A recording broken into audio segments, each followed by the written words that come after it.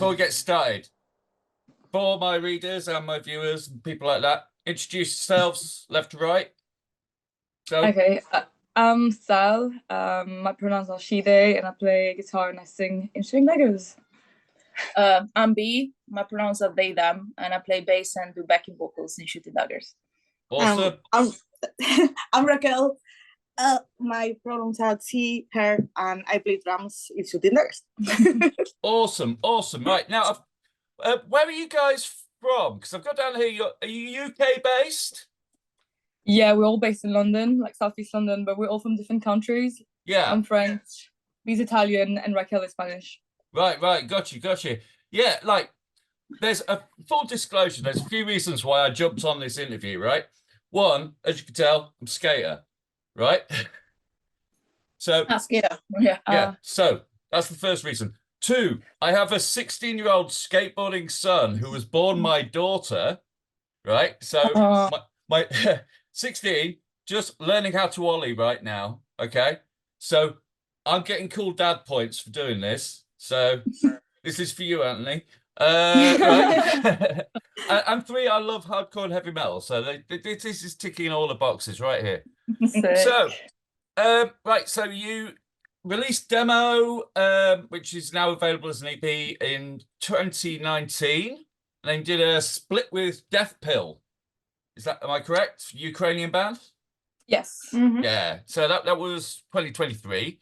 And now bringing it, we've had a Thames, am I pronouncing that right? A Thames EP? Yeah.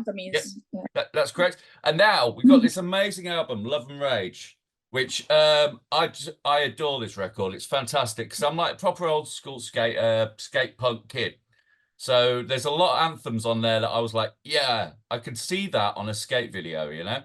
And then you released a skate video, which is like even cooler, which was made up of like footage from real fans. Can you tell me a little more about that?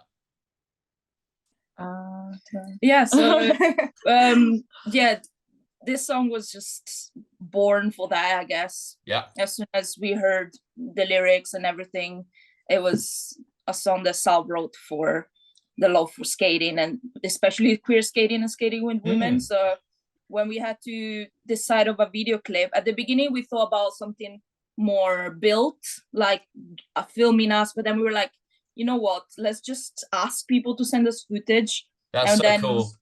And then we sent it to an editor, a friend of Raquel, and he did a very great job of mixing it with the song, and that's it. That was easy as that. Yeah, it was great. We had a lot of response. It was a lot along, like taking down all the footage, and we had to select it, unfortunately, but it was great. Yeah, we had like girl skate crews from the Bronx and stuff. Like that was really cool. Yeah. Really cool, man. I mean, and I see what you're saying. Like, you did kind of have to audition those clips because not everyone can make the cut, right?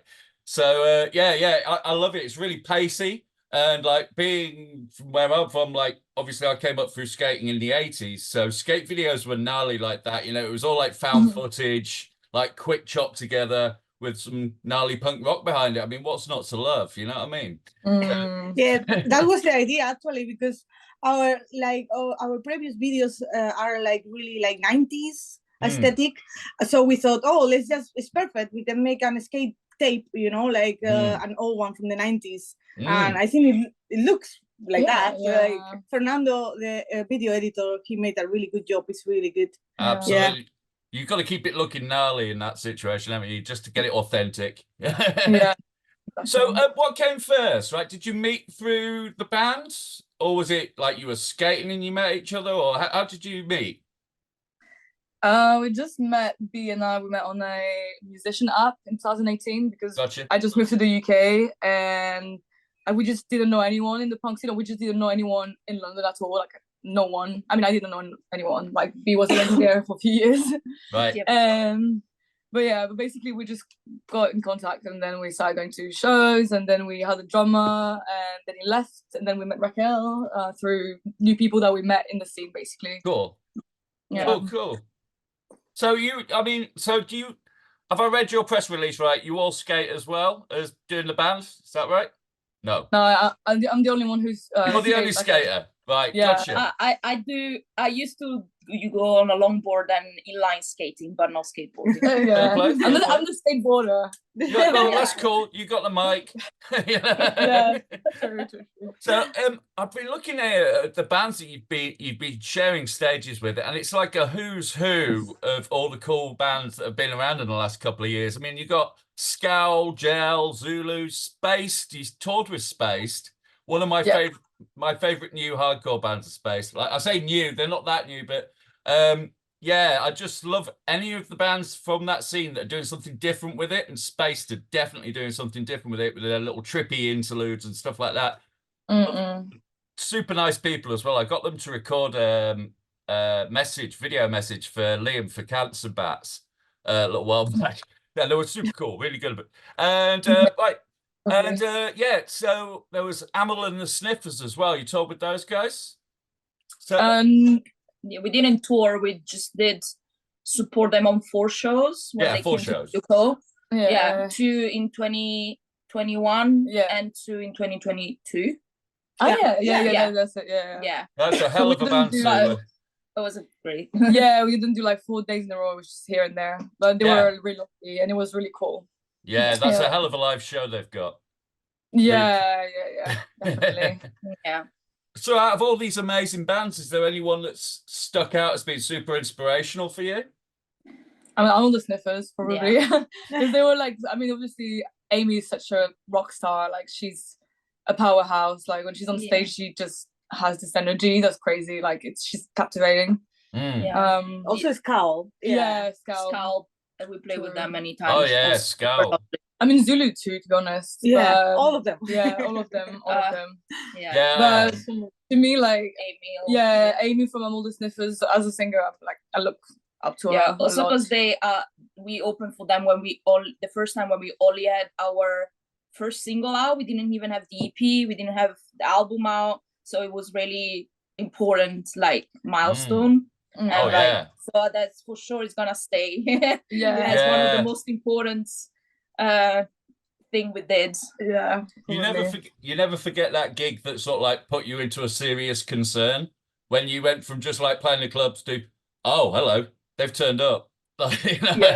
Yeah, exactly. Like, we were playing squat gigs, and then we played the Electric Ballroom, sold out. So I was like, what? I didn't have any. Didn't have any like EP out or anything. So wow. But yeah. Anyway, that's super cool. Super cool. Yeah. So, and I also saw here that like this is one of my favorite bands. Actually, it's Cult of Luna. Got in touch with you to personally ask you to do Beyond the Redshift, which was one hell of a bill. That's incredible.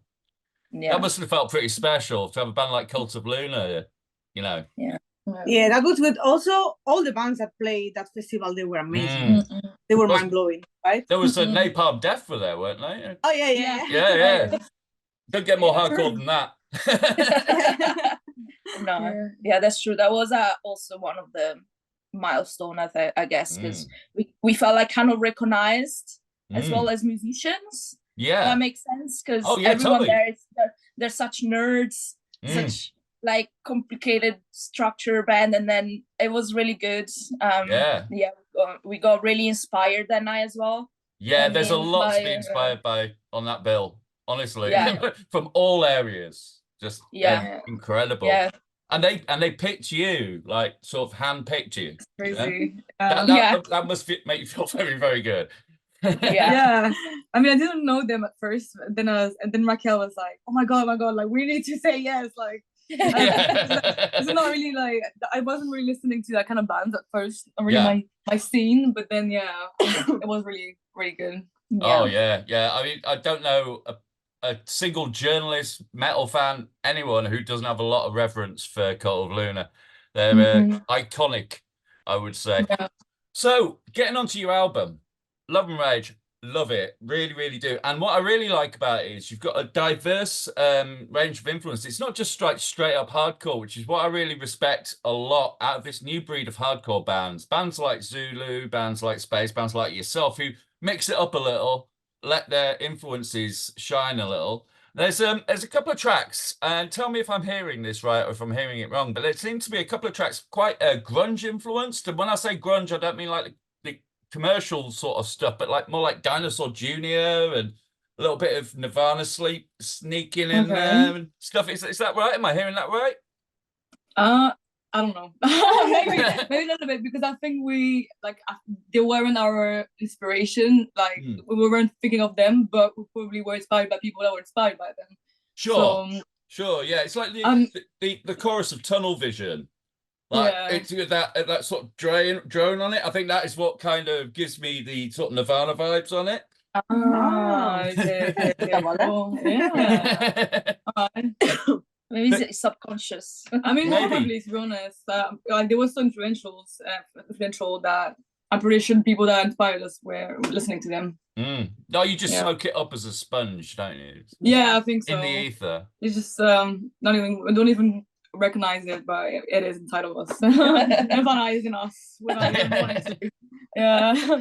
So you've got a pretty strong looking mission statement. It seems that like obviously there's the skateboarding, and then we've got the like queer skateboarding, punk, like, and obviously the queercore scene, which we featured quite a lot of bands on my channel, Food Natty. We had like Witch Fever, we've had Death Goals, you know, bands like that. And it really is. It's really is, especially in this country, a real scene coming together. Is there what are your views on it? Are you excited by this? Yeah, definitely. Like we can see that. We can see at our shows that the crowd is the same people as all the queer bands as well. So there is definitely something going on, and I really think it's important because you allow the people to feel safe. And yeah, I think it's growing, and I feel like a lot of bands that maybe they have just queer member in the band, but they don't definitely define themselves queercore. Now I think it's more important to say it just for representation. Absolutely. Because at the end of the day, queercore can mean many things. Like because there's plenty of bands that have queer member in the band, but you don't know about it. But the bands that they choose to label themselves as queercore, I think it's just a political choice at the end of the day, and I think it's important to bring that as well. Yeah, it's carving a scene for yourselves and underlining it. Yeah, this is what we are. This is what we stand for, right? Yeah, exactly. You don't have to do it, but like if you want to do it and you feel that you want to say something, I think it's very cool. Yeah, I would like it to be like growing a little bit more though, like in a few years, maybe an all queer festival, like promoted by queer people. That would be sick.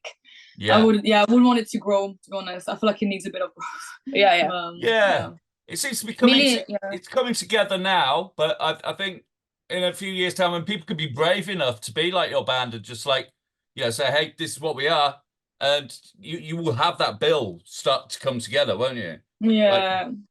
Absolutely. But it's very encouraging. I've definitely seen at festivals in the last couple of years a lot more diversity coming through, and it's fantastic to see, and it's fantastic to see cultures, all kinds of cultures getting represented, specifically within the hardcore scene, which seems to be like very, very open-minded these days.